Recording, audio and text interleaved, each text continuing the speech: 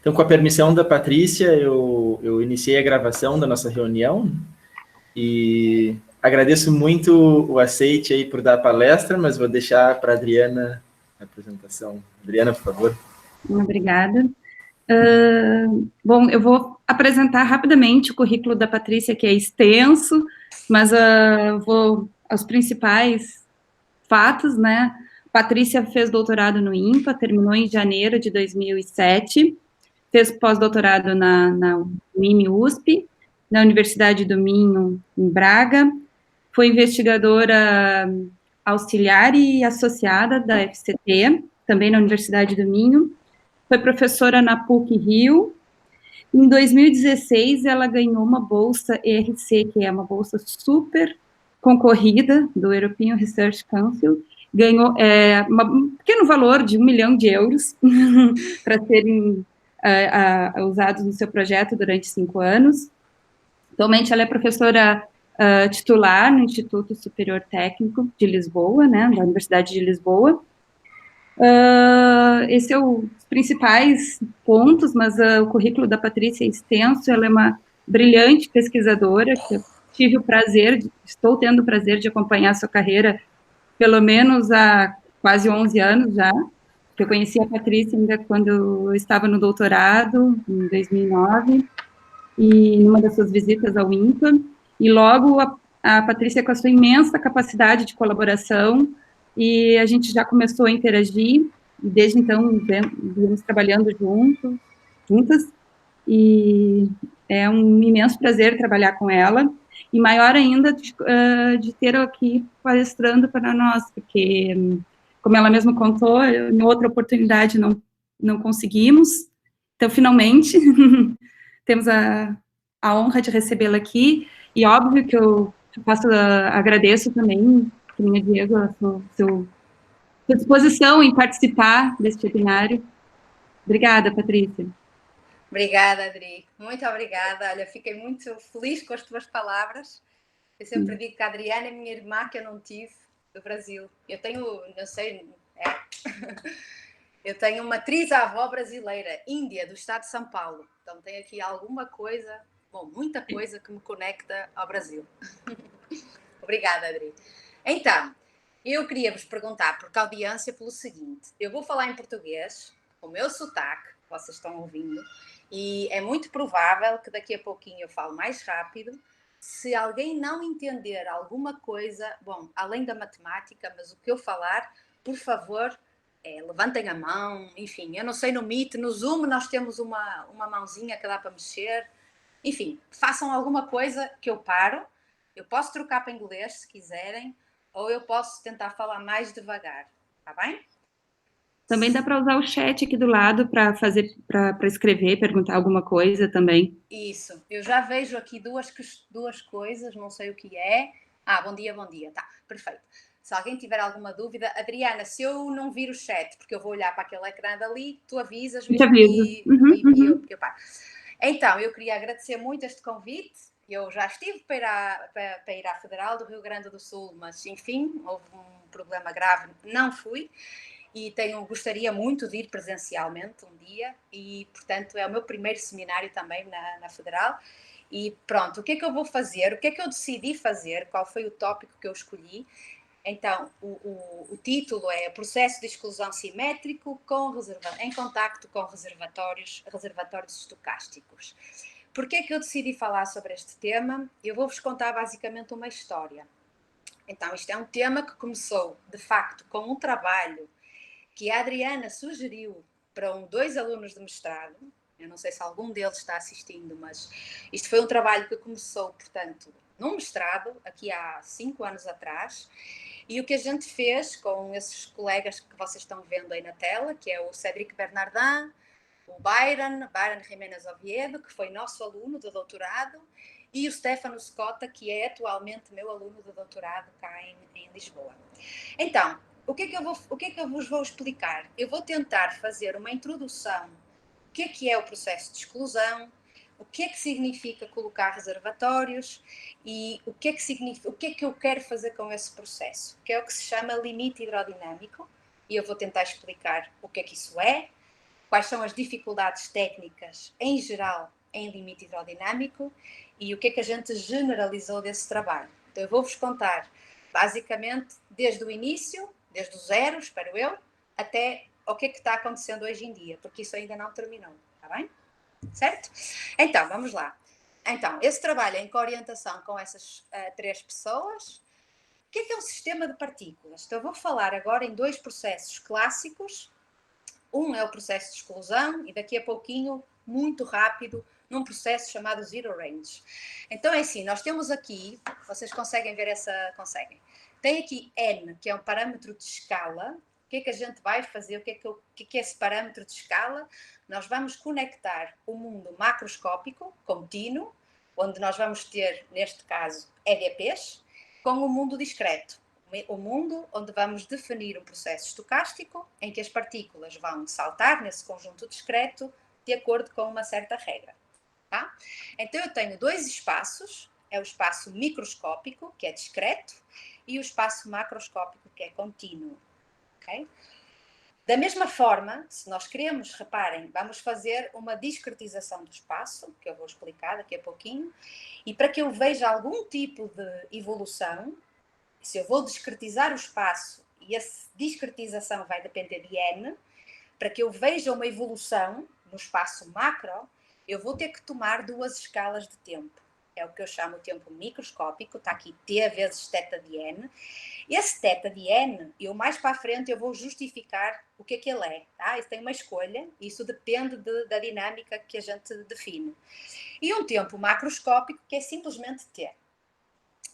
E agora temos o seguinte, em cada elo, então o que é elo? Imaginem aqui embaixo na figura, em que eu tenho aqui Z, ok, ignorem os relógios, eu já explico o que isso é, mas um elo é simplesmente um conjunto de um par de pontos da forma x, x mais 1. Aqui é x, x mais 1, mas pode ser xy, tá? É um conjunto de 2 pontos que, pensem no seguinte, é o que me vai fazer a ligação entre o ponto de partida e o ponto de chegada, x e y. Tá?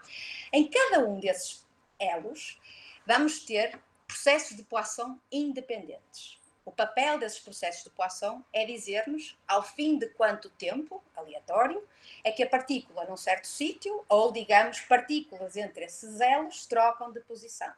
Está bem? A troca de posição é feita à custa de uma chamada probabilidade de transição, que eu vou denotar por P. Tá bem? Essa P que está aqui, e ela aparece aqui no trabalho todo. Ela vai mudar, eu vou escolher diferentes P's, mas eu depois explico. Vamos representar o número de partículas no sítio X por essa letra aqui, θt de X, e que depende de N. Okay? O que nós temos são processos de Markov em tempo contínuo. Bom, processos de Markov, já sabem, têm a propriedade da perda de memória, que vem do facto de termos processos de Poisson. E nesta dinâmica que eu vou olhar inicialmente, a densidade é conservada. Nem sempre isso acontece, então vamos assumir que isso é o caso. Então o processo de exclusão, está aqui escrito, vocês conseguem ver, né? Diz assim, ao fim de um tempo, digamos, de um tempo de um relógio, uma partícula salta do ponto x para y a uma taxa p de y menos x. Ora bem, eu estou aqui a dizer que é P de Y menos X, quer dizer que a P depende do tamanho do salto. Está bem? Isso é importante. E agora? Vamos cá. Aqui embaixo, estes relógios, o que é que estão a fazer? Estão-me a dizer que, isto aqui é simplesmente para a figura ficar mais bonitinha, mas o que é que acontece? Imaginem que eu defino esta configuração inicial. Então, por exemplo, eu coloco uma partícula aqui, outra partícula aqui, aqui não coloco. Eu podia fazer isto de diversas formas, mas, por exemplo, pensem, eu lanço a moeda ao ar e decido que se sai coroa, coloco uma partícula e se não sai coroa, eu não coloco. Ou então defino essa configuração inicial. E depois, em cada elo, em cada par de sítios X e Y, eu tenho um processo de Poisson e cada marca, cada realização desse processo de Poisson vai-me dizer quando é que uma partícula naquele sítio vai pular para outro sítio. Então imaginem aqui que eu estou a representar essa marca do processo de Poisson por essas barrinhas. Conseguem ver essas barrinhas em azul, não é? Isso quer dizer que se tem alguém ali, se tem ali uma partícula, ela pode saltar e ela pode saltar com essa taxa P de 2. A regra de exclusão, o que é importante é que Deixem-me ver se eu vos consigo. Pronto. Isto era o que acontecia, viram? A partícula pulou, vou puxar para trás, ela salta porque não tem ninguém no sítio de destino, mas isto já não pode acontecer. Então, se a partícula quiser pular para um sítio que está ocupado, para respeitar a regra de exclusão, o salto não acontece, ok? Ou se vocês quiserem pensar, podemos dizer que as partículas trocam de posição, mas em termos de configuração, como eu não distingo as partículas, elas são todas iguais, nada aconteceu, não é mesmo, né? A configuração ficou igual. Muito bem. Outra coisa importante é o que é que acontece se dois relógios tocam ao mesmo tempo. Bom, a probabilidade disso acontecer é 0, tá? Não interessa. Muito bem. Então, outro exemplo, que é o processo chamado de zero range. Ok, zero range é alcance zero. Isso pelo seguinte. Então, imaginem que agora eu tenho uma funçãozinha, g, e vou dizer que a partícula salta, bom, ao fim do tempo do relógio, salta de x para y, essa taxa g de eta x vezes a p. Esse processo é de alcance zero porque vocês estão vendo que eu multipliquei essa probabilidade de transição, que a gente definiu antes, por uma função g de eta de x, que só depende do sítio de partida. Tá? Então depende de quê? Da quantidade de partículas na posição x. E então imaginem, agora eu posso ter qualquer número de partículas em cada sítio, e o que eu faço é o seguinte, de novo, se toca esse relógio, atenção, quando eu digo que toca um relógio, quer dizer que eu já estou dizendo quem é o x e quem é o y, okay? Quem é o sítio de partida e chegada. E essa troca acontece agora com essa taxa. É o g de 3, eu tenho 3 partículas, e o p de menos 3. Tá bom? Ok? Muito bem, acontece isto. E aqui a mesma coisa, ela quer pular, vai pular com taxa g de 1, só tem uma partícula, vezes o p de 2. E essa p a gente tem que escolher. Muito bem, isto serve só para vos dar uma ideia de quais são os processos clássicos. Bom, é o processo de exclusão que ainda não está completamente estudado e o processo de zero range, mas a minha palestra é focada no processo de exclusão. Então, bom, isto é o que acontece. Então, o que é que eu vos queria mostrar? Eu vou vos mostrar duas simulações, portanto, do processo de zero range. Então, a diferença, vocês estão vendo 4 janelas, 4 figurinhas. A diferença entre o lado esquerdo e o lado direito é que no lado esquerdo eu estou partindo da configuração que está cá em cima, essa eta 0. Ou seja, no sítio 1 eu tenho uma partícula, no sítio 2 eu tenho 2, no sítio 3 eu tenho 3 e por aí vai. Até que aqui não tenho nada e aqui repito. A diferença entre este e este é que aqui desse lado eu começo com, bom, essa configuração, que eu chamei de Xi de 0, que não tem partícula nenhuma desde 0 até essa posição. Aqui no meio tem 100 partículas e depois tudo vazio. Está bem? E atenção, quando eu... ok. Qual é a diferença entre esquerda e direita? Está claro? São configurações iniciais diferentes. De cima para baixo, a diferença é que em cima a taxa é simétrica, é essa taxa que está aqui, ou seja, a partícula só salta para o vizinho da direita e da esquerda com taxa 1/2, cá em baixo a taxa é essa que está aqui, ou seja, para a direita é taxa 0,9, não sei se conseguem ver direitinho, está um pouco claro, mas para a direita é 0,9 e para a esquerda é 0,1, então preferencialmente a partícula vai pular para a direita. Tá? Então vamos ver o que é que acontece. Eu vou clicar. E o que é que a gente quer? Atenção, estamos no toro aqui, então em algum momento partículas aparecem do lado esquerdo, tá bem?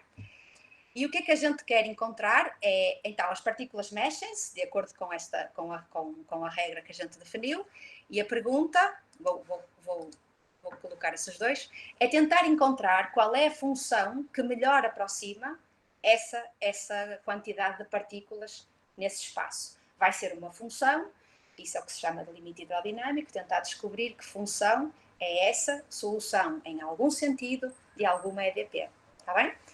Pronto, vocês viram que são completamente diferentes os comportamentos simétrico e assimétrico, o caso de baixo. Eu, nesta palestra, vou focar no caso simétrico. Ok? Então, até aqui tudo bem? Alguma pergunta? Não? Eu vejo aqui nada no chat. Ok, perfeito. Então vamos lá. Desculpa, eu vim para trás. Então, o que é limite hidrodinâmico? Então, o que é que a gente vai fazer? Eu vou considerar uma medida, eu tinha-vos dito atrás que a quantidade conservada nestes modelos é a densidade. Mas se vocês pensarem, não tem que necessariamente ser, ou seja, eu posso considerar outros modelos que na verdade não conservam apenas uma quantidade, podem conservar várias, e não tem que ser a densidade. Aqui o que eu estou interessada é a densidade, mas há modelos, por exemplo, em que não estamos a falar em partículas, mas estamos a falar em massas, estamos a falar em energia, enfim, depende do que é, e aí, claro, tudo isso altera o nosso espaço de estados e a nossa dinâmica pode conservar, então, por exemplo, duas quantidades. E nesse caso, em vez de fazermos o que eu vou fazer para a medida chamada medida empírica da densidade, faríamos a mesma coisa para cada quantidade conservada. Está bem? E aí, em vez de obtermos uma EDP, iríamos obter um sistema de EDPs eventualmente acopladas, ok? Então, aqui o que é que a gente faz? A densidade é o que nos interessa, eu vou definir esta medida que eu chamo de PN de T, bom, não sou eu, todo mundo chama PN de T, e o que olha, uma gralha, aqui esse N não é um N pequeno, tá? Ok, gralha, não sei se vocês dizem gralha, não, não, ok, é um erro. Um misprint em inglês. Esse N pequeno não é N pequeno, é N maiúsculo, tá? É o parâmetro de escala. Então, o que é isso? O que é que esta medida está fazendo? Reparem, eu estou a dizer assim, a cada sítio X, eu vou tomar uma medida de Dirac, que é essa delta, em X sobre N, e vou multiplicar pelo valor, pelo número de partículas nesse sítio. Ou seja, é simplesmente uma soma de medidas de Dirac, que a cada partícula, lembrem-se que isto aqui no caso da exclusão, é 0,1, ela dá valor 1 sobre N a cada partícula. Bem? E a ideia é dizer o seguinte, se vale, então pensem nisto também como uma lei dos grandes números, fazendo aquela analogia com variáveis aleatórias, digamos o clássico, pensem nisto como uma lei dos grandes números. Então eu vou assumir que no instante inicial, ou seja, quando t aqui, esse tzinho, é igual a 0, essa medida converge, e agora converge em que sentido? Eu vou já explicar. Aliás, eu acho que explico isso mais para a frente, então eu vou deixar isso lá para a frente, está bem? Mas ela, no instante zero, ela converge para uma medida que é determinística, absolutamente contínua com respeito a Lebesgue e com uma densidade que a gente fixa, uma função que à partida só tem que ser mensurada. E depois digo assim, se isso vale no tempo zero, então eu vou provar que isso vale no tempo t. E é esse resultado que está aqui, tá? Esse óbvio que eu digo aqui de goal, vamos mostrar que isso aqui converge, num sentido que eu vou explicar mais lá na frente, para essa medida que está aqui, ρTU-DU, está bem? E o objetivo é caracterizar a ρT como solução de uma EDP. Então eu digo assim, bom, ρT é a solução de uma equação hidrodinâmica e aqui apresento alguns tipos de EDPs que se conseguem obter de sistemas de partículas. Bom, eu falo aqui na equação do calor, que na verdade é uma das equações que nós vamos analisar. A equação porosmídia, que foi uma que trabalhei com o Leonardo, que está assistindo, e com a Adriana. A equação de Burgers-Invícida, é difícil essa palavra.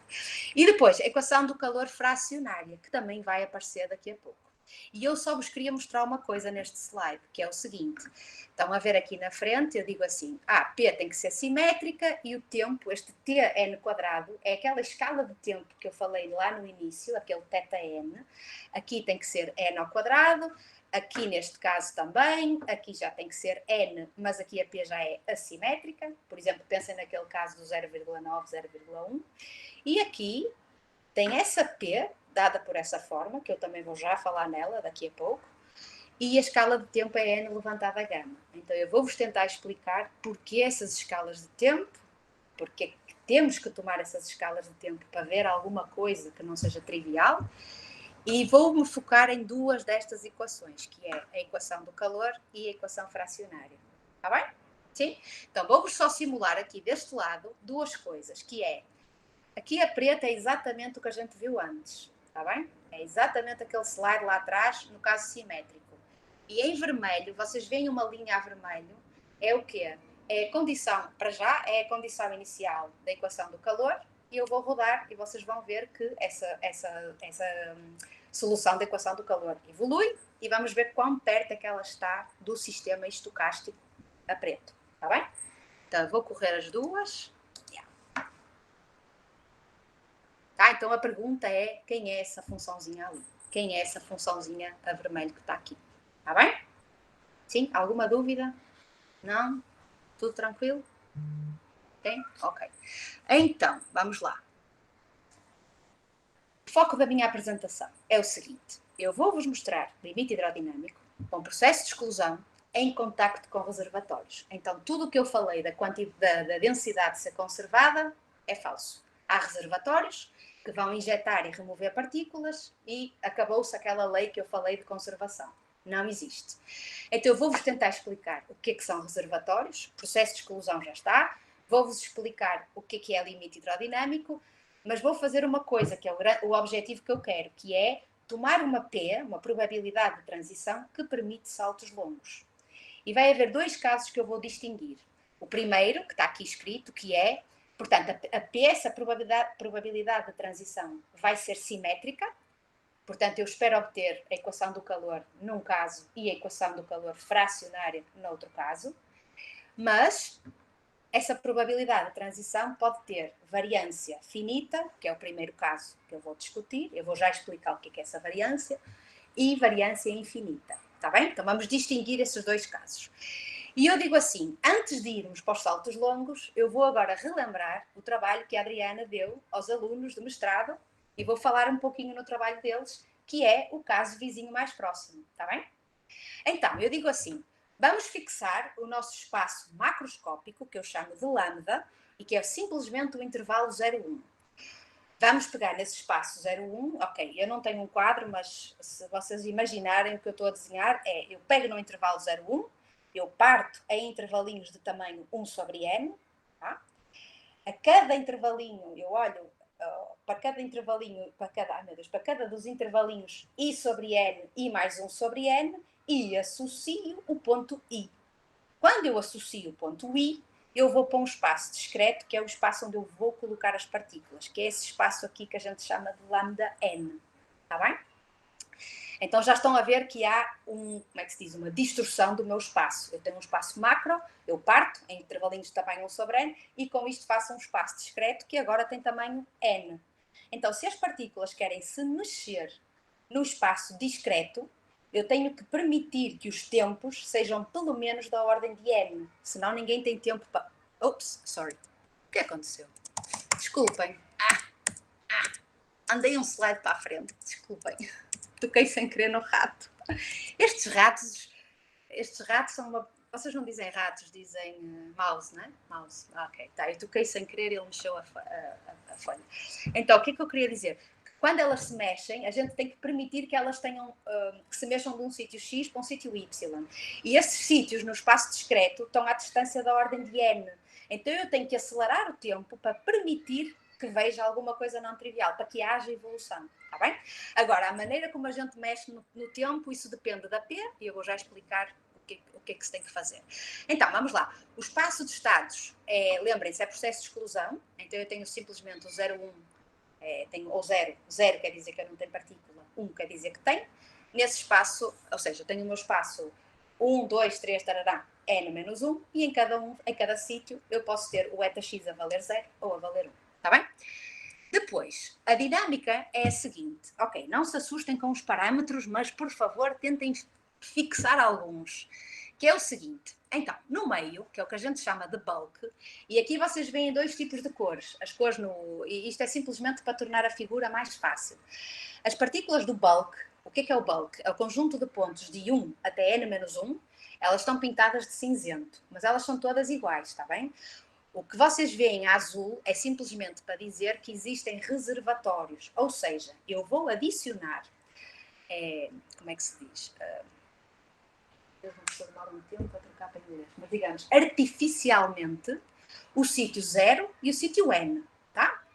E vou dizer assim, as partículas podem ser injetadas do sítio 0 para o sítio 1 e removidas do sítio 1 para o sítio 0, e essa é a taxa que está aqui. Então é o seguinte, imaginem, ela para entrar entra com essa taxa alfa a dividir por 2n à θ, e para sair 1 menos alfa a dividir por 2n à θ. Tem aqui um kappa que vocês estão vendo, e eu vou já explicar porque é que esse kappa aparece. Mas pensem nisto como eu injeto a taxa alfa a dividir por 2n à θ, e o θ, o objetivo do θ é simplesmente que se eu aumento muito o valor de θ, os reservatórios são muito lentos.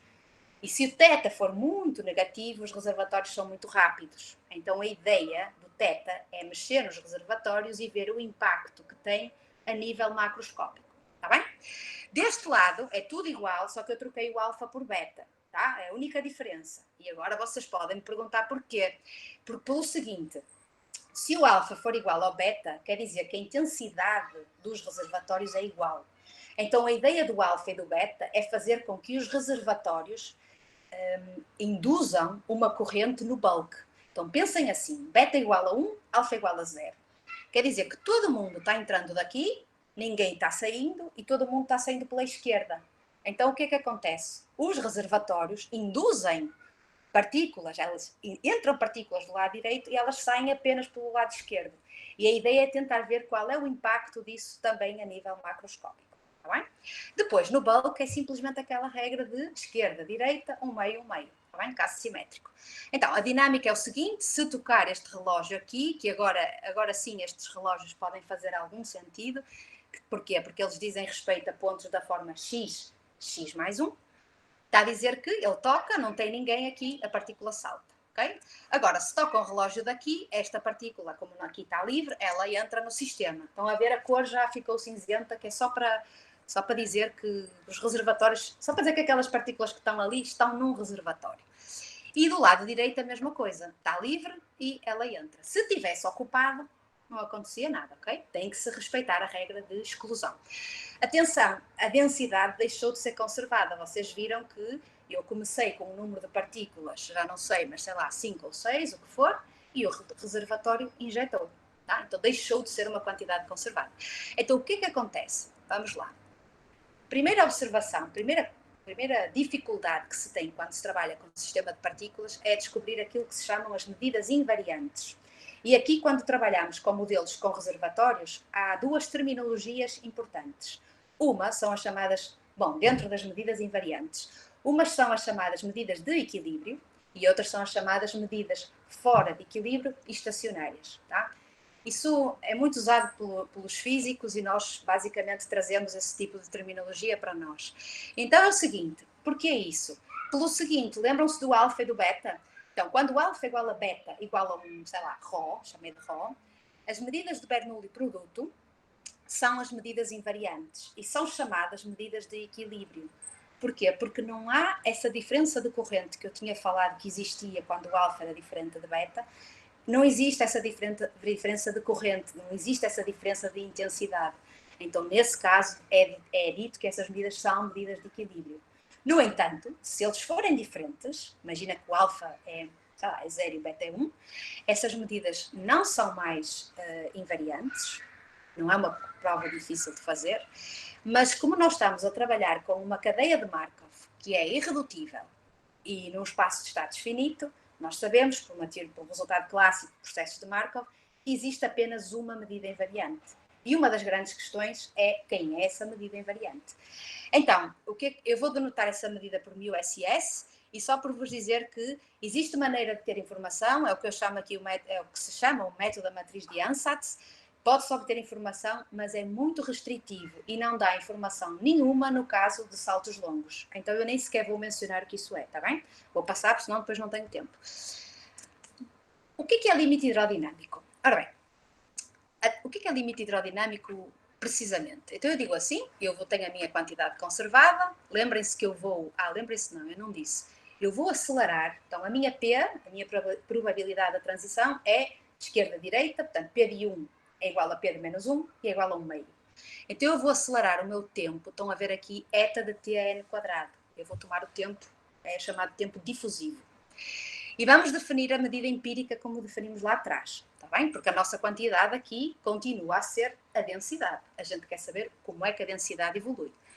Então eu digo assim, a hipótese é que vale uma lei dos grandes números no tempo inicial. O que é isso? Quer dizer que quando eu tomo uma função, eu vou chamar h, uma função contínua, no 0, 1, e eu integro essa função h com respeito à medida πn0, e agora reparem, quando vocês integram essa medida com uma função h, dá exatamente isso que está aqui, porque é uma medida de Dirac, são somas de medidas de Dirac, está bem? E então o que é que a gente diz? Isso aqui, que continua a ser aleatório, lembrem-se, está aqui um eta de x, converge Em que sentido? Eu vou já explicar.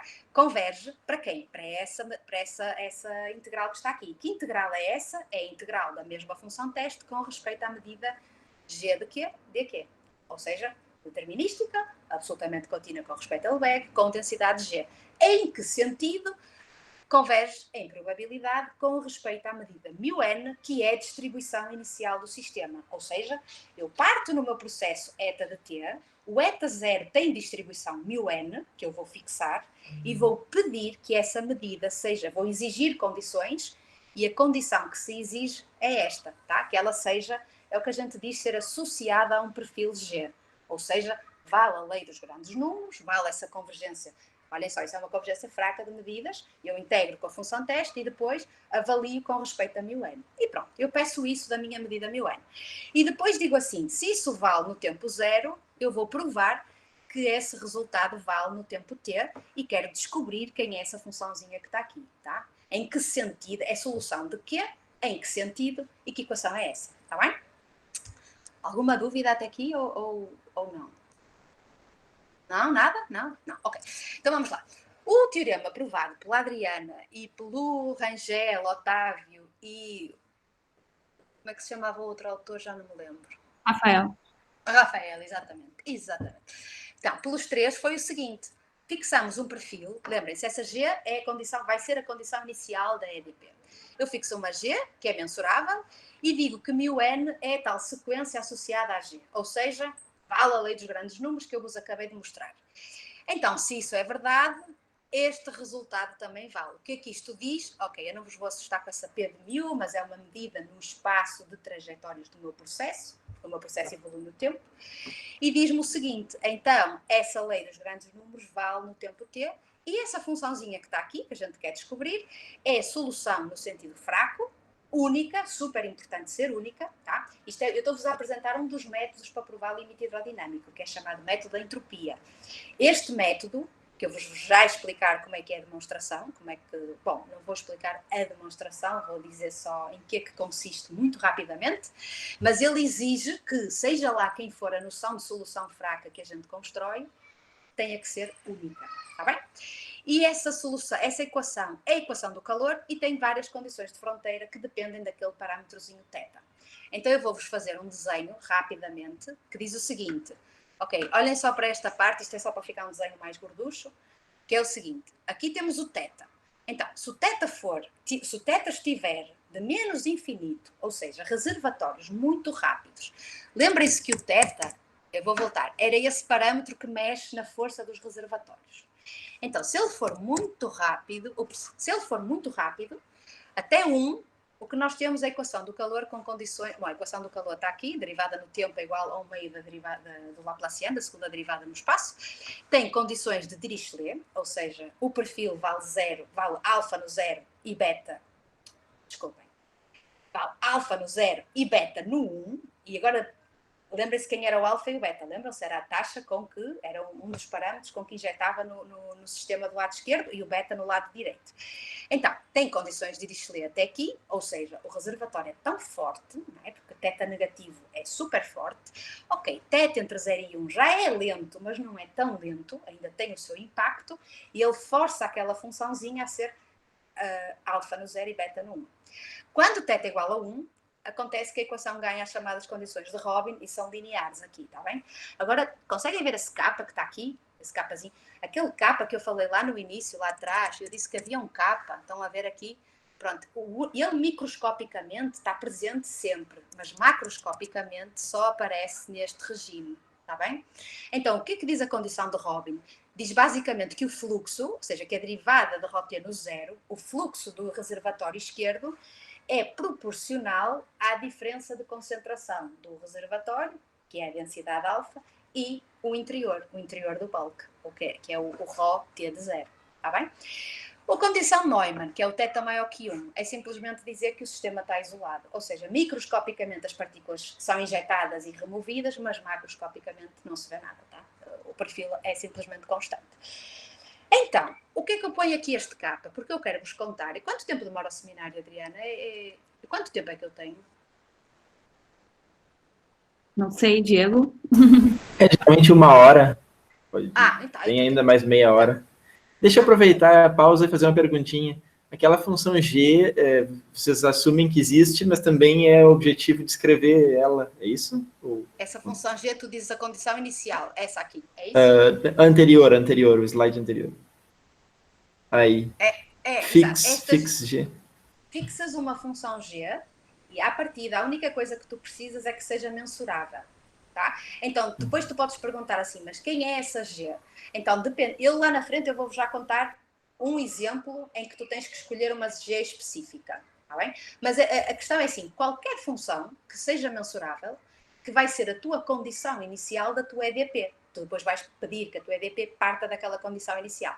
E neste caso, uma coisa importante que às vezes me perguntam é o seguinte, no caso de Dirichlet, o perfil vai ser... Então tu fixa uma qualquer, tu poderia começar com qualquer condição inicial. Ok. Mas desde que seja mensurável, qualquer coisa. Tá. Por exemplo, diz... E tem que valer o limite, né? Tem que... Então, depende da tua medida inicial, de como tu começou o teu sistema. Tens que pedir que isto seja aquela sequência de medidas Moenes ali, por isso que a gente diz que a G está associada a essa sequência de medidas Moenes. Lembra quando a Patrícia falou lá das configurações iniciais das partículas? Ela até mostrou na simulação que ela escolheu 2 configurações iniciais. Aquela primeira linha lá, antes dela ligar a simulação, que corresponde à G. Elas estão assim, que inicia a tua distribuição de partículas, num certo sentido, tem que estar associado à tua medida G, e como essa associação é através desse limite, que a densidade de partículas vai convergir para essa integral aqui, que tem a G como densidade. Tu podes fixar, mas depois vais ter que pedir que a tua medida satisfaça essa condição. E uma coisa importante, por exemplo, aqui a gente mostra no caso do Dirichlet, não é? Que o perfil vale alfa e beta para todo o tempo positivo. Mas em t igual a 0, a tua condição inicial, ou seja, essa G, não tem que valer alfa e beta. Tá bem? Só tem que ser mensurável. E claro, isso aqui tem que ser verdade. Eu vou-te já dar um exemplo em que isso acontece. Mais alguma dúvida mais? Não? Então, eu ia dizer que aquele capa, que eu tinha falado nesse capa, porquê que é importante? Porque eu daqui a pouquinho vou-vos explicar, agora não, podia fazer isso aqui, mas como eu quero-vos contar como é que este trabalho desenvolveu, eu vou falar daqui a pouquinho a importância desse capa, está bem? Até agora, pronto, a gente vê que ele aparece aqui na condição de Robin, este rato. Mas depois eu vou explicar o que é que a gente pode fazer com esse capa e o que é que se pode, em que é que ele nos ajuda. Então vamos lá. Outra coisa importante que foi provada pelos 4 meninos, a Adriana, e os alunos e o Rafael, foi o seguinte, porque é uma das perguntas que muita gente se questiona, que é, repara, não, desculpem, o que é que eu estou a fazer? Estou a mexer neste? Não, estou a mexer neste. Aqui eu digo assim, seja um μn uma medida associada a uma funçãozinha G, mensurável. E a pergunta que se coloca logo de seguida é, e a medida estacionária? Será que a medida estacionária está incluída? Será que o resultado para a medida estacionária está incluído nesse resultado? Isso é o que se chama limite hidrostático, e para isso o que é que a gente tem que verificar é que, se eu pegar nessa μn que está aqui e trocar pela medida estacionária, para uma certa funçãozinha G, aquele limite inicial, aquele limite que eu falei de ser associada, ou seja, esse limite que está aqui, é verdade ou não, tá? Tem que ser verdade para ser uma consequência do resultado. Ou seja, a medida estacionária é associada a algum perfil. Quem é o perfil candidato? É o perfil estacionário da minha equação. Está bem? Então, vamos lá. Eles provaram que, deixem-me voltar, que de facto isso é verdade. A medida estacionária, com o alfa diferente de beta, é tal que ela é associada, ou alfa igual a beta, como quiserem, mas aí é trivial, ela é associada a um perfil ρ barra, que é dado por estas 3, ele é diferente, não é? Porque nós temos 3 equações diferentes. Mas como a equação do calor é muito fácil determinar esse perfil, porque é simplesmente um perfil linear, porque o que é que a gente faz? Escreve Laplaciano de ρ barra igual a 0, encontra que o ρ barra tem que ser linear e depois encontra os parâmetros, não é? Sei lá, AX mais B, e encontra esses parâmetros A e B com as condições de fronteira. Então dá esses três perfis. Mas olhem só uma coisa importante. Ok, o caso de Dirichlet é fácil. É uma reta que liga alfa a beta. O caso Robin é uma reta que liga os pontos diferentes, não interessa. Mas o caso Robin, qualquer constante é uma solução estacionária da EDP. E, portanto, uma das coisas que a gente pergunta é, muito bem, o sistema vai para uma constante, que constante é essa? E se vocês olharem aqui, essa constante é alfa mais beta sobre 2, que é o ponto médio, né? Nós temos alfa de um lado, beta do outro. E então, e na altura, bom, quando a gente trabalha com processos com saltos longos, ainda fica essa dúvida, quem é essa constante? E uma maneira, digamos, simples de provar este resultado é olhar para a massa.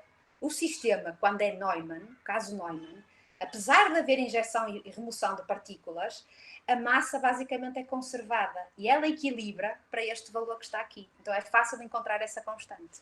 Está bem? Pronto, então, só para dizer que é possível provar o limite hidrostático, ou seja, que a medida estacionária é associada a cada um desses perfis nos diferentes valores de θ. E agora o que eu vos queria explicar é como é que se prova isto. Qual é a ideia? Então a ideia são duas coisas. A primeira é aquilo que se chama de rigidez. É técnico, não vou falar, há critérios, há vários critérios para provar, ou seja, se a gente pega no processo PN e olha para uma subsequência desse processo, então existe uma subsequência que converge fracamente. E a ideia é caracterizar esse ponto limite, que é o ponto que...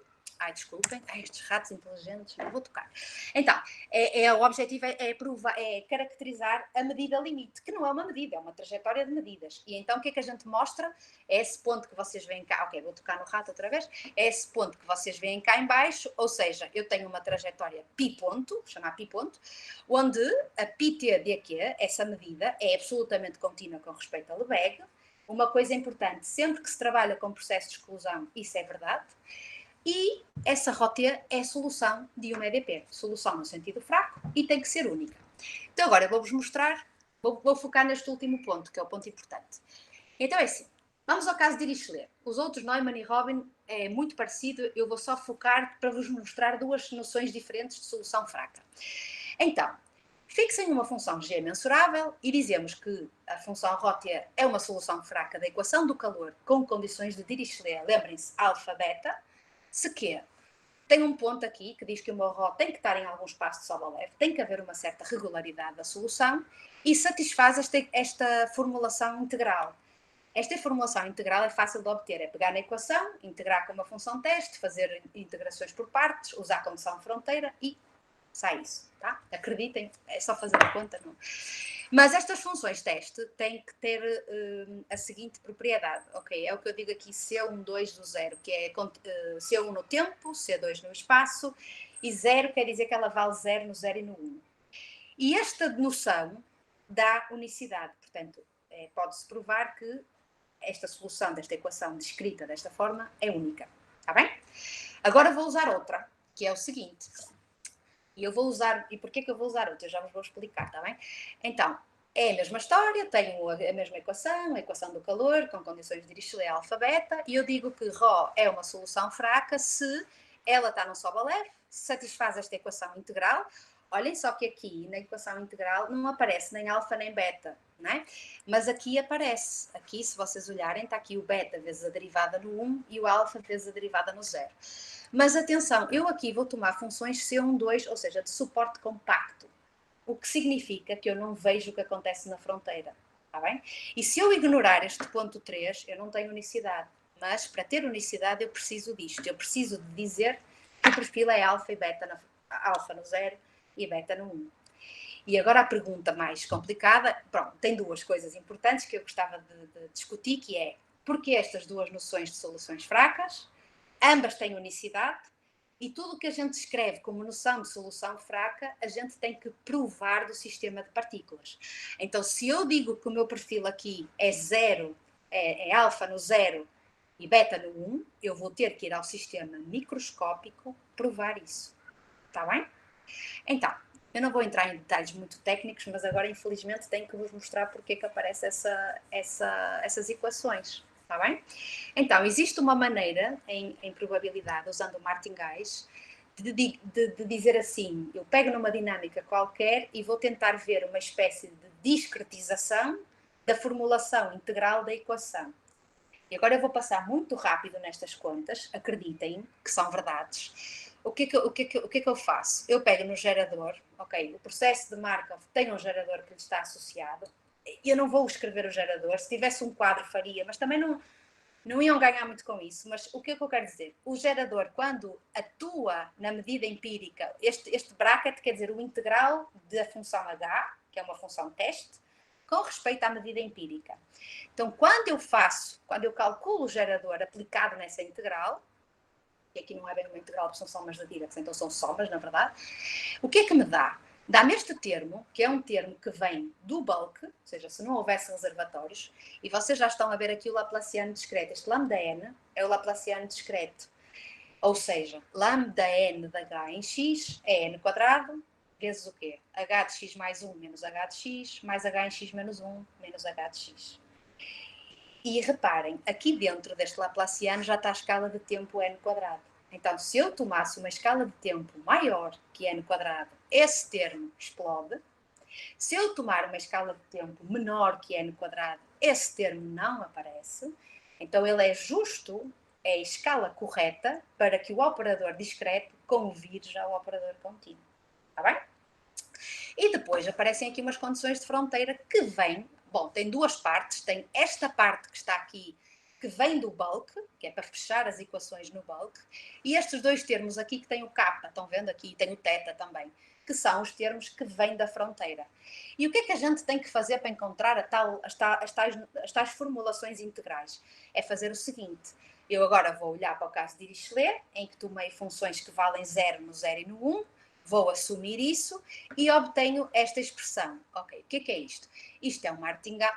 Eu penso sempre nisto como um teorema fundamental do cálculo, em que agora temos uma parte estocástica e ela é contemplada neste martingale. Imaginem, isto aqui é o quê? É o que acontece no tempo t, o que acontece no tempo zero, menos uma integral de uma espécie de uma derivada, mas tem aqui um termo extra que digamos que é o termo estocástico. Está bem? E então, ok, acreditem que obtemos isto, só para chamar a atenção aqui a outra coisa, conseguem ver aqui um n levantado a menos θ. O que é que acontece? Se o θ é positivo, ótimo, isso vai embora. Mas se o θ é negativo, aquilo explode. Então eu tenho problemas nesta abordagem, está bem? E é por isso que a gente precisa de tomar condições desculpem, diferentes noções de soluções fracas quando o θ é positivo e quando o θ é negativo. Está bem? Por causa desse termo. Então eu digo assim, bom, eu venho aqui atrás, isto ainda não está bonitinho como eu queria, mas eu vou trocar este termo que é aleatório por alfa, é uma das partes técnicas que eu também não vou falar, mas que se pode fazer, ou seja, é dizer que a primeira variável do sistema está muito próxima de alfa, porque o reservatório é tão forte que ela fixa esse valor do eta1. Mas fixa num sentido que eu não... Ok, é uma integral no tempo... Enfim, mas podem pensar nisso, que eu posso chegar aqui e substituir isto por alfa e este termo aqui por beta, porque é o outro termo do lado direito. E quando eu faço isso atenção, isso só é verdade para θ menor do que 1, para θ igual a 1 e maior que 1 é falso, então a gente obtém isto que está aqui. Tá? E agora a gente diz assim, isto é tudo heurístico, tá? Isto é uma prova completamente rigorosa para isto. E eu digo assim, olha, assume que este ρt de x, quem é o ρt de x? É a esperança da minha variável de ocupação, é a média da minha variável eta no sítio x. Assume que isso está perto, entre aspas, de uma funçãozinha ρt no sítio x sobre n. Lembrem-se que o ρ de x sobre n, então o x sobre n, é o ponto no macroscópico que corresponde ao ponto x no micro. Está bem? Então, assumam que isso é verdade e agora vamos aqui acima e vou trocar tudo o que tem a medida, o integral, que tem aquela ρ, e vou trocar por esta ρ macroscópica. E obtenho isto que está cá em baixo. Isto, se vocês compararem com o que eu escrevi lá atrás, é exatamente a noção de solução fraca. Ora, deixem-me aqui. É exatamente, ok, são muitos termos para memorizar, mas é exatamente esta equação integral. Está bem? Agora, o que é que acontece quando o θ... Ora, aqui isto é o θ, desculpem, deixa-me... Ok. Aqui é o caso θ entre 0 e 1. Ai, desculpem, eu não gosto deste rato. θ entre 0 e 1. Lembrem-se que eu disse que quando o θ era negativo havia um termo que estourava e eu não posso fazer nada disso nesse caso. Então, no caso θ negativo, ou menor ou igual a 0, fazemos outra coisa. Eu vou lá, tenho a minha equação igualzinha, mas esse termo estoura. Então o que é que eu faço? Eu vou pegar em funções de suporte compacto, que me mata todos os termos que me chateiam. Só que quando eu faço isso, eu obtenho esta equação. Só que este termo não existe, não é? Porque eu estou a tomar uma função de suporte compacto. Esse aqui é 0. Então, eu obtenho exatamente esta linha, que é o que a gente tinha antes. Mas preciso de provar, lembram-se, que, está aqui, que o perfil é alfa e beta no 0 e no 1. Tá? E isso é um trabalho que depois tem que se fazer e só assim é que se tem a unicidade. Muito bem. Agora, vou-vos explicar o seguinte. Como é que, heuristicamente, se pode ter ideia do que é que vai nos aparecer pela frente? Sem entrar nestas contas destes martingais, estas substituições que eu estou falando de trocar o eta 1 pelo alfa. Então, uma maneira muito simples, heurística, é fazer o seguinte. Peguem na esperança do eta x, eu vou chamar de ρn de x, ρnt de x, não é? Lembrem-se que isto é esperança com respeito a quem? À medida que eu estou partindo, o início do meu sistema. E eu digo assim, bom, estas zeta de x só estão definidas de 1 até n-1. Tudo bem, e eu estendo, digo que no 0 isso vale alfa e no n isso vale beta. E vamos encontrar uma equação discreta para essa função. E podem verificar que ela é solução desta equação que está aqui. Desculpa, aqui. Onde esse operador Bn é uma espécie de um laplaciano fracionário, mas que é distorcido na fronteira. Então isso já nos dá uma ideia de que vai aparecer uma equação do calor, porque este termo é o termo que aparece na maior parte do meu sistema, e há umas condições de fronteira que a gente tem que fazer um esforço para tentar encontrar o que é. Está bem? Agora, vamos passar ao caso. Ok, vou passar isto. Se calhar passo isto à frente, porque eu acho que temos mais que 10 minutos, não? 10 minutos, será? Não sei. É mais ou menos? Sim, sim. É? Pronto, eu acho que vou passar, porque mesmo assim eu acho que não sei se tenho tempo de chegar ao que eu quero. Está bem? Este slide, no final, eu posso fazer o seguinte, deixar-vos os slides, e se alguém tiver interesse, e quiser me perguntar depois mais tarde, não há problema, este é simplesmente o slide em que permite mostrar, para este exemplo, por isso é que eu não queria perder muito tempo, porque nos saltos longos não conseguimos fazer isto. É simplesmente que no caso da medida estacionária, a gente consegue calcular na mão essa funçãozinha, esse rozinho que eu falei aqui, está bem? Pronto. Vamos lá.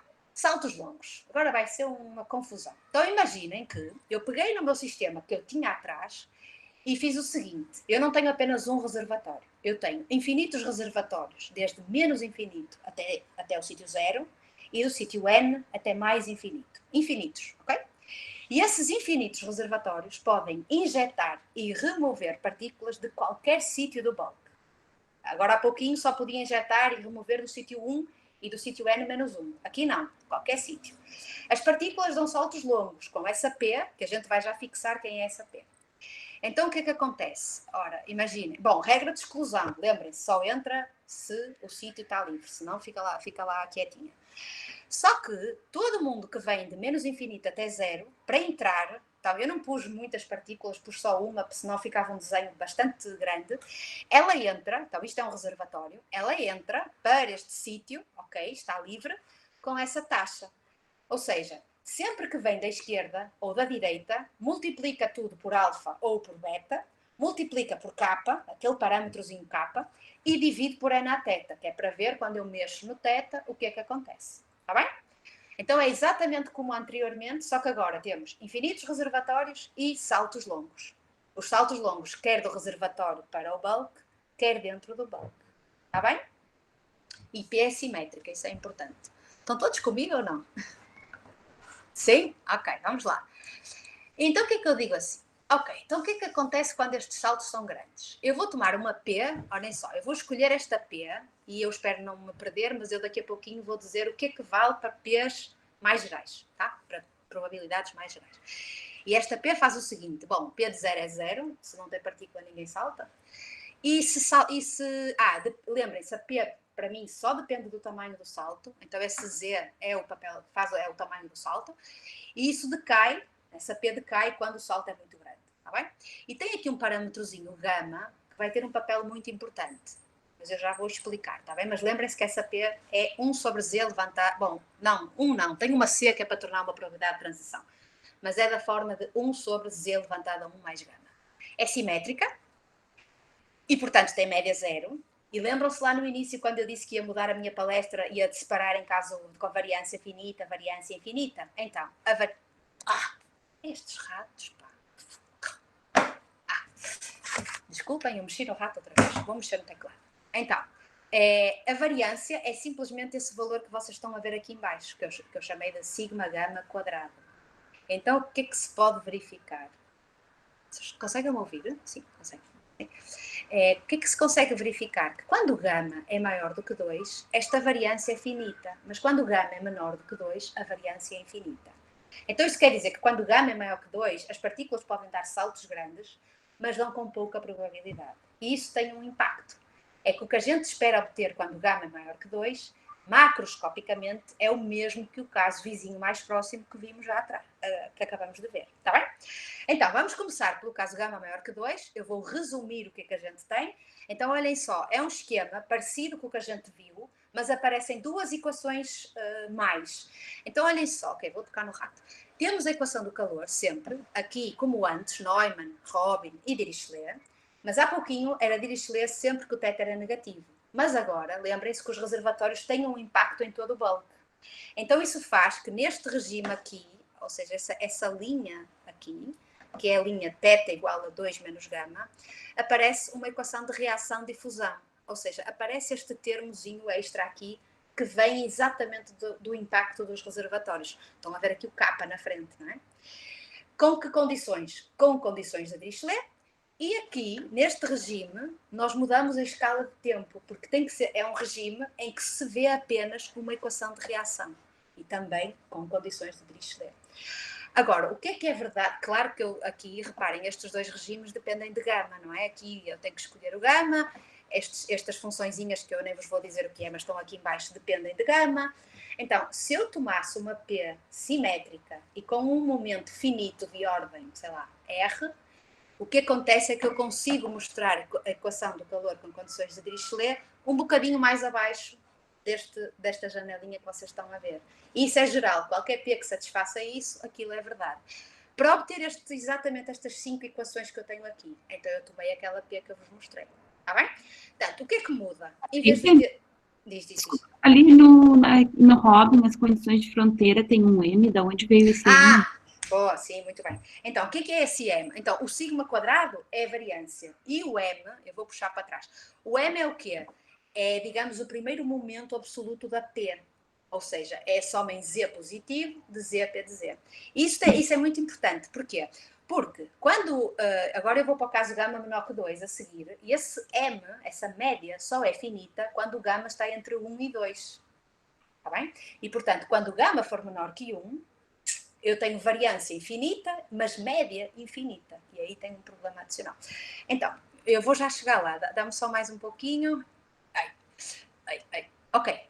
Só para vos dizer que as soluções estacionárias não são explícitas. Nós temos aqui um gráfico do que são as soluções estacionárias desta equação aqui. Bom, não são explícitas, exceto aquelas que a gente já sabia, né? Mas estas aqui novas não.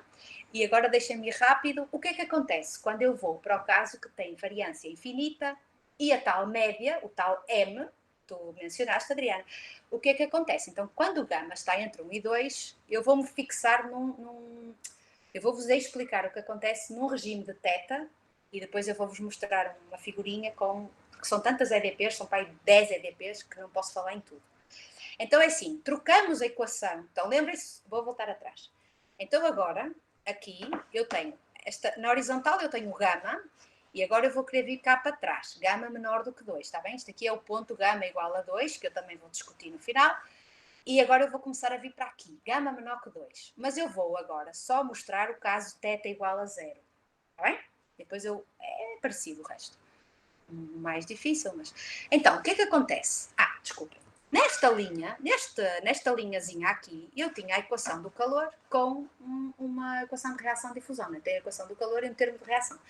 Quando eu venho cá para trás, o Laplaciano fracionário vai ser... o Laplaciano vai ser trocado por um operador, que é o Laplaciano fracionário. Se eu estivesse na reta, seria o Laplaciano fracionário. Aqui eu estou no intervalo e é aquilo que se chama o Laplaciano fracionário regional. Que eu usei essa letra aqui, eu vou já explicar o que é isso. Então, trocamos a equação de reação-difusão por uma equação, digamos, em que aparece um operador não local, que é uma espécie de um Laplaciano fracionário, mas que em vez de integrarmos em... vou já falar nisso. Mas é simplesmente integrá-lo no domínio 0,1 e um termo de potencial, este termo aqui, este termo de reação. E agora, este operador é operador fracionário. E agora o que é isso? Então eu digo assim, muito bem, vamos lembrar só o que é o Laplaciano fracionário usual com o exponente gama sobre 2. Ele está definido em funções da reta na reta, que satisfazem essa condição, desde que este limite que eu escrevi aqui, que ele exista. O que é que acontece com o Laplaciano regional, fracionário regional? É simplesmente, se pegarmos funções de suporte compacto, no 0,1, a gente pode escrevê-lo, na verdade, à custa do Laplaciano fracionário usual, mais um termo, mais este termo que está aqui. E, na verdade, coincide com essa integral, ou seja, é a definição do Laplaciano fracionário usual, só que em vez de integrar na reta, eu integro no intervalo macroscópico, que é o 0,1. Está bem? Portanto, as minhas equações, onde aparecia antes o Laplaciano, agora vai aparecer este operador. Está bem? Vou só agora... outra coisa importante, antes tínhamos soluções no espaço Sobolev no H1, agora vamos ter soluções que vivem num espaço Sobolev fracionário. Mas tudo bem, isto é uma regularidade que eu não vou entrar em detalhes. Claro que a gente tem que mostrar depois do sistema de partículas que a solução vive neste espaço. Então, tem trabalho para fazer. Não é? E eu digo assim, muito bem, então vamos dizer que tipo de o que é uma solução fraca desta equação que está aqui, com condições de Dirichlet. Estamos no caso θ igual a 0. Então dizemos o seguinte, o ρ está neste espaço de Sobolev, H gama sobre 2, e satisfaz esta equação que está, esta condição que está aqui. Eu vou já explicar o que é que ela é, e há uma equação integral que se obtém fazendo aquelas contas que eu fiz lá atrás, que eu vos mostrei lá atrás, fazendo exatamente as mesmas contas, mas aqui tem que se ter cuidado, porque o operador discreto já não é o Laplaciano discreto, é uma discretização deste operador novo, e é por isso que eu não mencionei, mas a escala de tempo. Qual é a escala de tempo aqui?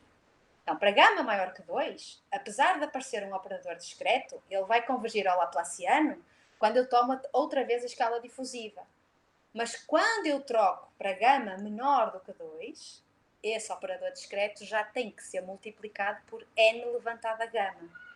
Então, essa escala de tempo é justa, é precisa, para que o operador discreto, que aparece da ação do gerador, convirja um operador contínuo. Está bem? Pronto, obtemos esta equação. E agora vocês dizem-me assim, mas eu não vejo aqui alfa e beta nesta equação integral. De facto, não. Quer dizer, está escondido aqui no V0 e no V1, dessas funçõezinhas. Mas uma coisa muito forte é que esta condição aqui, ela implica que o perfil vale alfa e beta na fronteira. Está bem? Então, às vezes tem essa... Quando a gente trabalha com operadores que são não locais, acontece essa pergunta, onde estão as condições de fronteira? Às vezes já estão no próprio operador. Está bem? Então, agora, outra pergunta importante é, temos esta noção de solução fraca, ela é única? Então, existem uns trabalhos novos em análise, quando a gente faz isto em probabilidade, tem sempre uma dificuldade muito grande, porque a gente precisa de usar noções de soluções fracas, que às vezes a gente vai à literatura de análise e não é exatamente o que nós encontramos, e então, ou há um esforço de tentar chegar àquela noção de solução fraca que já tem unicidade, está pronta, ou a gente tem que provar, tá? Então a gente provou que essa solução, dessa forma que está, é única. Muito bem, vou-vos só dizer que o primeiro aluno, né, lembram-se que isto era um trabalho de 2 alunos, eu vou terminar rápido, espero conseguir, isto era um trabalho de 2 alunos, e o primeiro conseguiu fazer este L, né? Estão a ver aqui um L, este esquema. Então o que é isto? A mesma condição que nós vimos antes, aqui uma equação de reação e aqui a tal equação de reação-difusão, mas com o operador fracionário e condições de Dirichlet. E a grande pergunta que ficou é o que é que acontece quando o θ é positivo? O que é que é? E lembram-se do kappa? Então, agora o kappa tem um papel importante, que é este slide, que é o seguinte. Peguem numa solução desta equação, ou seja, olhem para a solução no caso θ igual a 0 e façam o kappa, é o que eu digo aqui, olhem só. Vou chamar a ρ kappa essa solução, porque depende de kappa, certo? O kappa está aqui, não sei se veem muito bem, mas está aqui um kappa. Não sei, ouvem barulho lá de fora, que agora está uma máquina de cortar. Muito mal o kappa. Esse mal o kappa, tem aqui um kappa no operador e tem aqui um kappa aqui na frente. Então eu vou indexar a solução no K. E agora digo assim, quando o K vai para 0, essa solução converge para ρ0. E quem é ρ0? É a solução desta equação quando eu tomo K igual a 0. Isso deu-nos a gente conjeturou que então o que deveria aparecer aqui em cima, para θ um bocadinho maior que 0, devia ser essa solução, com condições de Dirichlet. E isso foi uma dificuldade muito, muito grande. Então eu vou-vos dizer que hoje o trabalho está neste estado, ok, é uma confusão, eu vou explicar este slide. Então olhem só, esta parte foi a parte que eu já vos acabei de mostrar, e o que é que a gente conseguiu mostrar mais? Então, aqui, esta linha aqui é o γ igual a 1, está bem? Que também está em aberto ainda. O γ igual a 2, eu vou já falar sobre ele, mas então aqui temos uma equação de reação-difusão fracionária, com o tal operador. Aqui temos a tal solução conjeturada pelo limite do K igual a 0, ou seja, a mesma equação de antes, mas em que a gente toma o K igual a 0, com condições de Dirichlet. Aqui uma equação muito estranha, com condições de Robin fracionárias, e aqui uma espécie de equação fracionária com condições de Neumann. Tá? Aqui deste lado, agora vem a pergunta, aquele M era positivo, ou seja, o primeiro momento absoluto da P era positivo neste regime. Aqui já não. Então aqui só temos 3 fases. Temos uma equação de reação, temos uma equação de reação-difusão e uma equação, digamos, reação-difusão fracionária. Não é? E aqui também. Agora, eu não vou-vos mostrar as noções de soluções fracas, porque são imensas, como vocês veem, são sei lá quantas. Vou só finalizar com o seguinte. Está em aberto, o γ igual a 1, não temos a menor ideia do que acontece, porque todas as estimativas que a gente tem falham. E o γ igual a 2 é uma pergunta curiosa, porque é a transição entre um regime difusivo e um regime superdifusivo. Então, o que é que a gente sabe fazer é... Não, limite hidrodinâmico sabemos fazer tudo. Desculpem, está fechado. Este está fechado, é recente. Então, γ igual a 2, o que é que vale? Se olharem lá para a P, eu vou chegar cá atrás, esta variância da P, lembram-se que eu falei que está aqui, quando γ igual a 2, ela é da ordem de log n. Se a gente fixar essa soma, ela é uma soma que é digamos, é da ordem de log de n, do parâmetro de escala. Então o que é que eu tenho que fazer? Tenho que tomar a escala de tempo n quadrado a dividir por log n, e o comportamento hidrodinâmico é exatamente igual ao caso γ maior que 2. Ou seja, mudam as constantes, sei lá, em frente à Laplaciana aparece agora, em vez de ser um meio ou um sigma quadrado, aparece, ou porque o sigma quadrado já não é finito, não é? Aparecem outras constantes, mas em termos de tipo de EDP é exatamente a mesma coisa. γ igual a 1 está completamente em aberto. Não fazemos a menor ideia, tudo o que a gente prova, estimativas de energia, que é o que a gente usa para provar que o perfil vive num espaço de soma leve, não funcionam. Então, assim, é um trabalho que eu estou-vos a apresentar uma coisa que começou quando eu estive com a Adriana. Adriana, tu visitaste-me em 2014, eu acho. Eu vi um bocadinho o começo deste trabalho e tem muita coisa para fazer ainda. Portanto, problemas em aberto tem esse, γ igual a 1. Outro problema interessante, eu falei numa lei dos grandes números. A seguir o natural é olhar para o teorema central do limite. Está em aberto, exceto o caso γ maior que 2, está feito. E grandes desvios. Muito interessante. Está bem? Pronto, se tiverem alguma questão, eu termino aqui. Não, desculpem, eu tenho mais um slide, mas pronto, é aqui as minhas perguntas. O muito importante, hidrostático, não conseguimos provar. Flutuações, outros tipos de condições de fronteira, e obrigada a todos por assistirem. Vamos abrir os microfones para agradecer a Patrícia.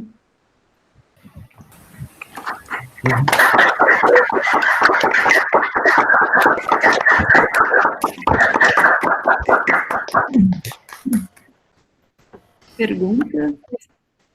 Comentários?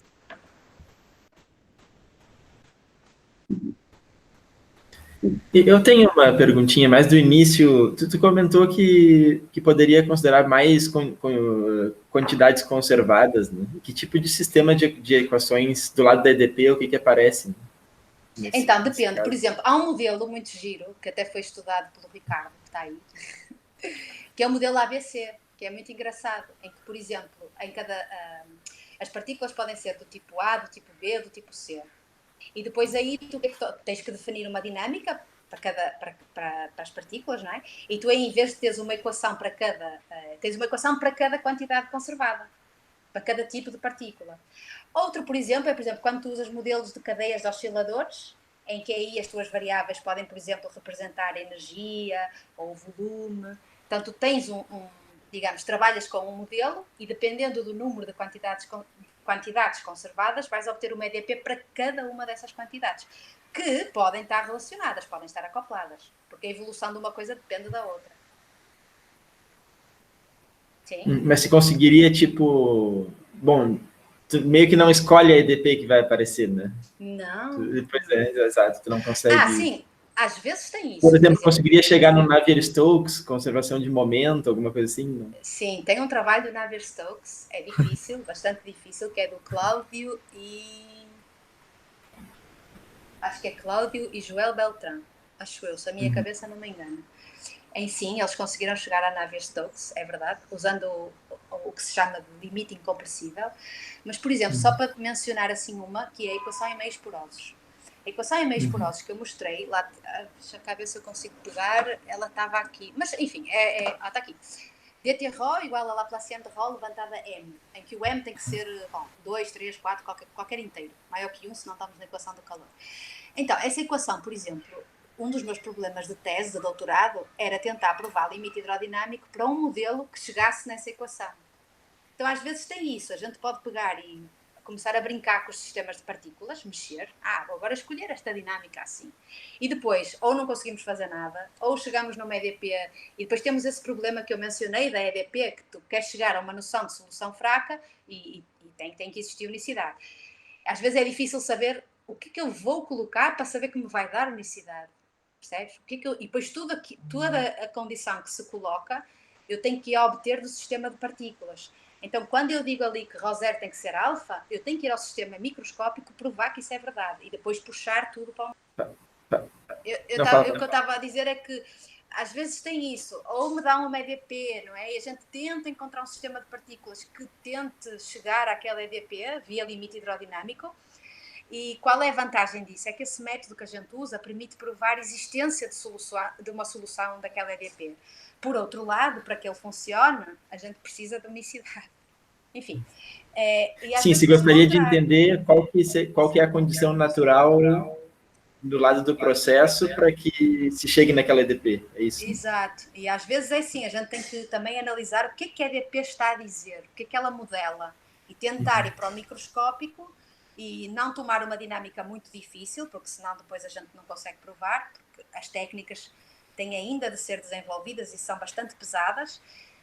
Então tem essa dualidade, não é? Ou a gente parte de um sistema de partículas e vai chegar a uma EDP, sabe-se lá bem qual, que dá para ter uma ideia, dá para ter um feeling, né? Fazendo aquela conta que eu tinha explicado no início, dá para ter um feeling do que é que vai aparecer. Ou o contrário, pega na EDP e vai construir o sistema. Obrigado. Nada, está muito calor. Só uma complementar, talvez, que a vantagem de partir do microscópico e encontrar a lei macroscópica está em assim, alguns modelos físicos que, dependendo da situação, lidar com o comportamento de cada partícula, né, que representaria uma molécula, é humanamente impossível, dada a quantidade de moléculas que tem. Então, essa coisa, colocar esse comportamento estocástico, aleatório nas partículas, para você entender a coisa global, porque os físicos, eles estão interessados na coisa global, eles estão interessados na EDP, no final é isso. Então, essa ponte que a gente faz, quer dizer que aquela coisa discreta ali que eles observam, tem essa ligação com essa EDP, é interessante para depois eles pegarem a EDP, discretizarem e fazerem simulações, claro. Mas essa ponte que a gente faz, demonstrando rigorosamente, né, essa passagem do micro para o macro. Que é impossível dizer como é que as partículas se comportam, não é? Então a ideia simplesmente é analisar o comportamento global, o comportamento macroscópico. Então o que a gente faz é isso, é discretizar o espaço, tornar a coisa aleatória e depois, no fundo, provar rigorosamente quais são as leis que governam as quantidades conservadas do sistema físico. Que pode ser uma, como aqui, ou podem ser várias, depende um bocadinho do que é que se está a trabalhar. É muito giro, é muito interessante, e agora vou fazer publicidade. Olhem só, E eu fiz o meu curso de matemática no Porto, na Faculdade de Ciências. Diego, você esteve em Portugal, deve conhecer, deve ter ouvido falar. E a gente tem muito... Aliás, temos um problema em Portugal, no Brasil não, graças a Deus, mas em Portugal temos... Bom, no Brasil não sei, do que eu vi do Brasil parece que não. Nós temos um problema grave em termos de formação em probabilidade em Portugal, porque é muito virada para a estatística e pouco virada para a probabilidade, para a teoria da medida, enfim. Então o que é que acontece? A maior parte dos alunos não sabem o que é probabilidade. E foi o meu problema. Eu saí do Porto, fui direta para o doutoramento do INPA, fazendo doutorado em probabilidade, tendo apenas teoria da medida. Então imagina. Então o que é que eu acho? Acho que a nossa área é muito gira, os problemas são muito interessantes, é verdade que são difíceis, são técnicos, mas acho que é muito giro ter essa ligação da física, da probabilidade e da análise. E às vezes da geometria, depende um bocado... Bom, e da álgebra, nós temos ligações com tantas... E eu acho que uma coisa que eu sinto muita falta é de ter, por exemplo, pessoas de análise, como o Leonardo, por exemplo, não é?